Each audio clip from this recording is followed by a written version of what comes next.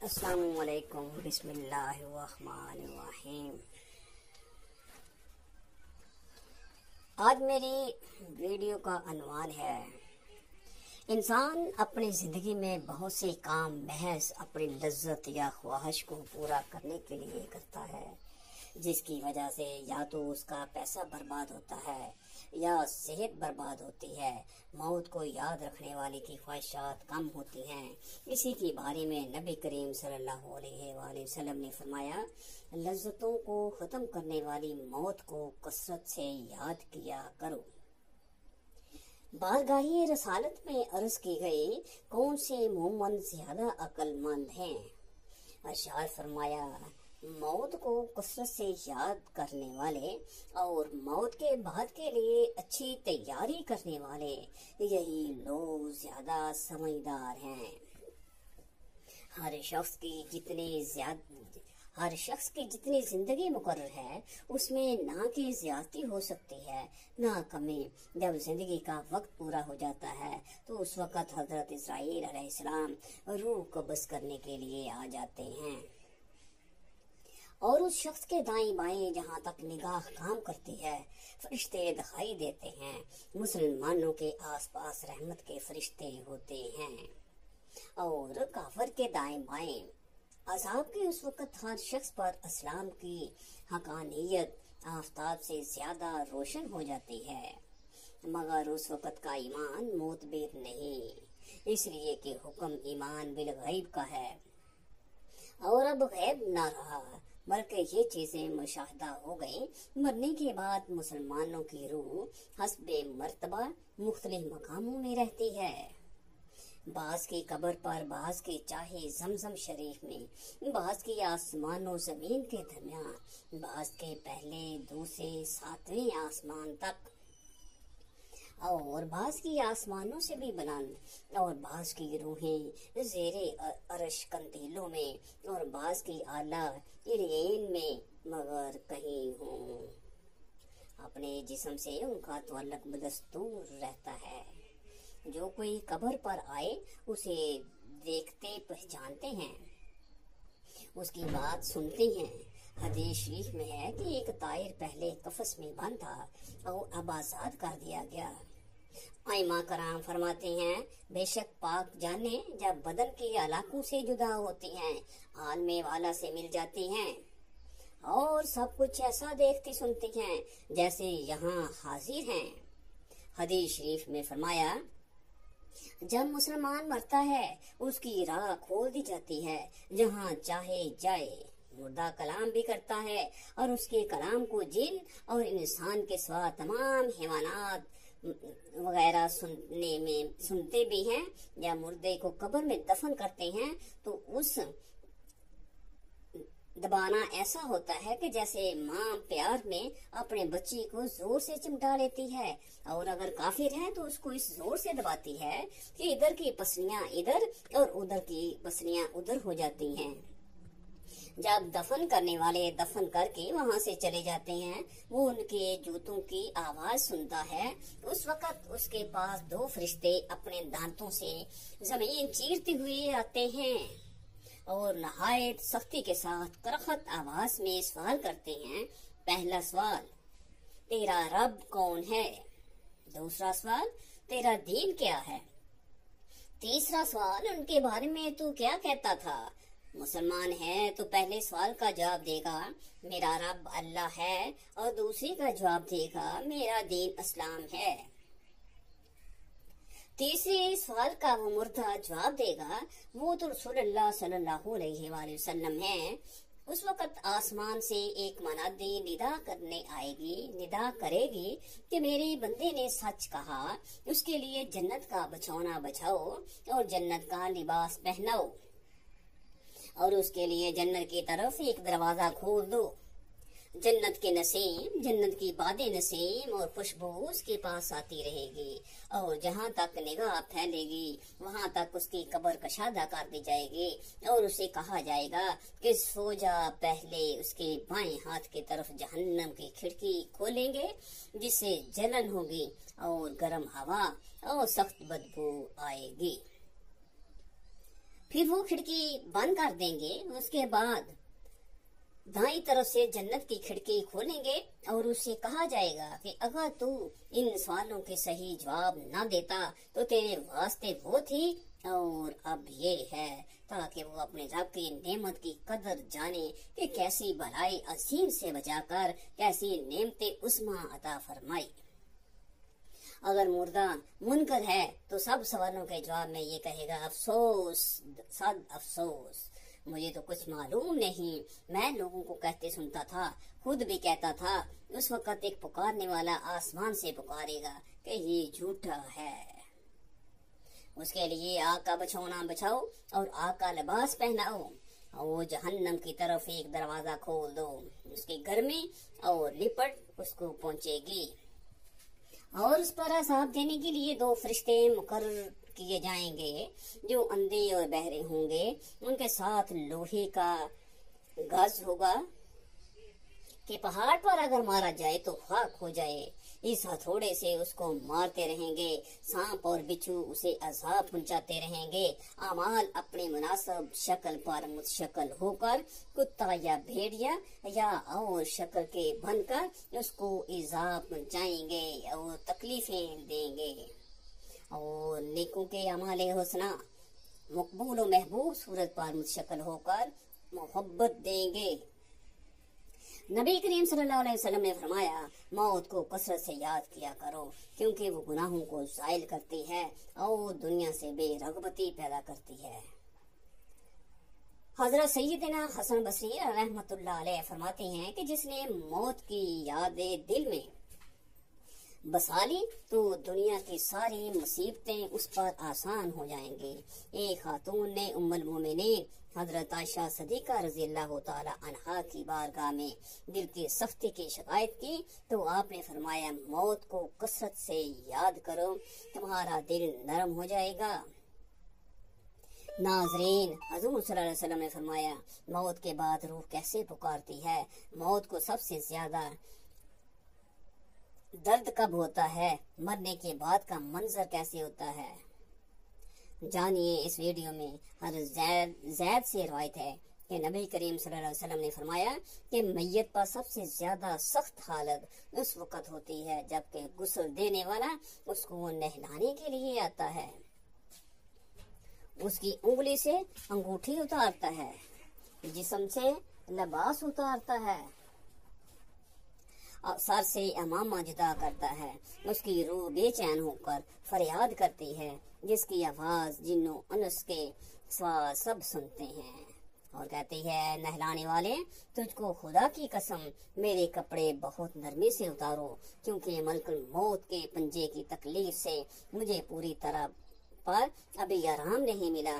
फिर जब उसको तख्ते पर लटाकर उस पर पानी डाला जाता है तो रूह चिल्लाती है, ए नहलाने वाले, खुदा के वास्ते मेरे जिस्म को कुव्वत से हाथ ना लगा क्योंकि वो जान कुनी की सख्ती से जख्मी और चूर चूर हो रहा है। फिर जब नहलाकर उसको कफन पहनाते हैं और पाँव की तरफ से बांध देते हैं तो रूह कहती है, ए गुस्ल देने वाले, खुदा के लिए अभी सर की तरफ से मेरे कफन में गिरा ना लगा।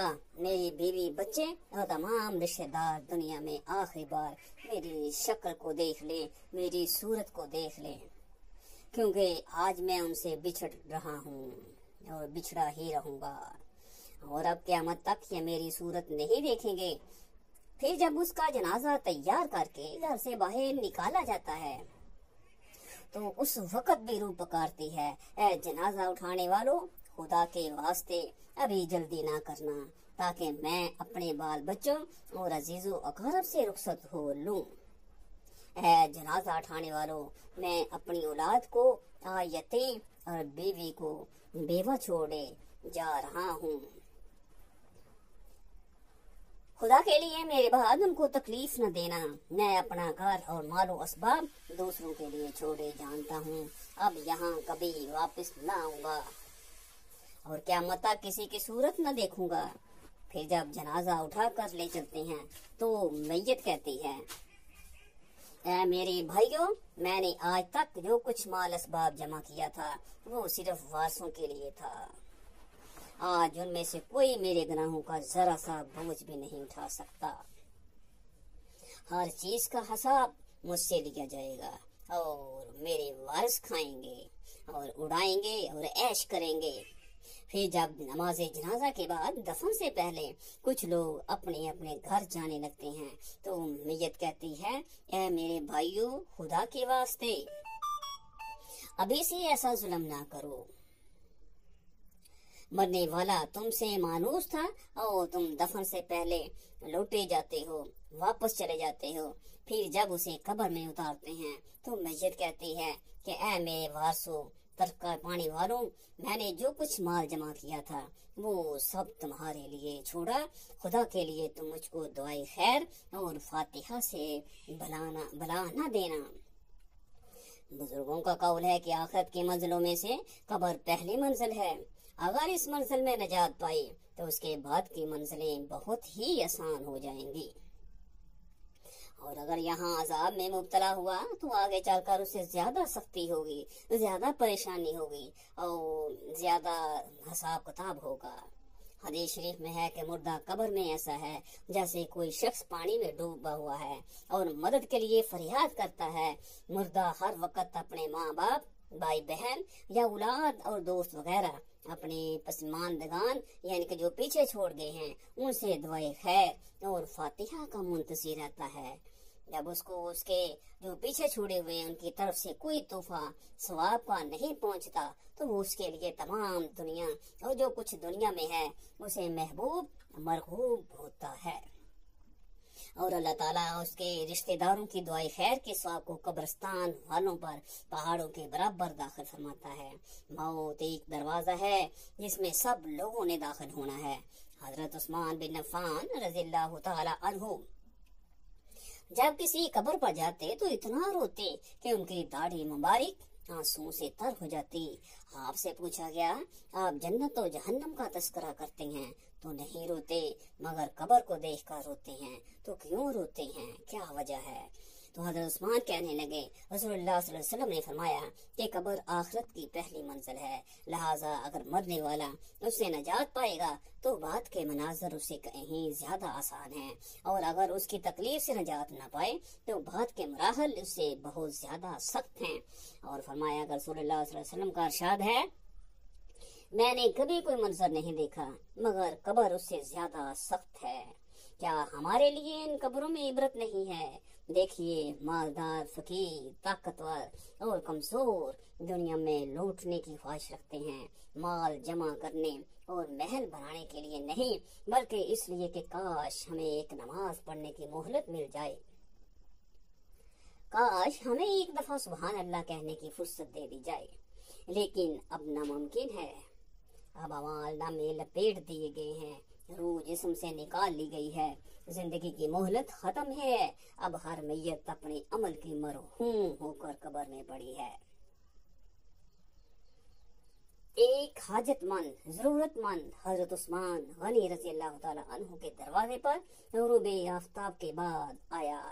अभी उसने दस्तक ना दी थी कि हजरत उस्मान गनी रज़ियल्लाहु ताला अन्हु की आवाज उसके कानों में पड़ी कि वो अपनी अहलिया से शिकायत कर रहे थे कि चिराग की बत्ती मोटी है जो तेल ज्यादा इस्तेमाल करने का सबब बन रही है।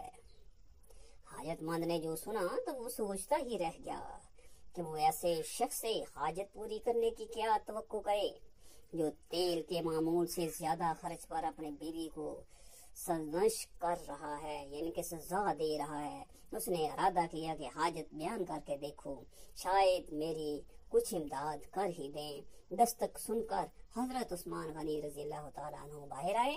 हाजतमंद ने अपनी हाजत बयान की और लहजे में ज्यादा जोर देते हुए कहा कि जरूरत कुछ ज्यादा ही है।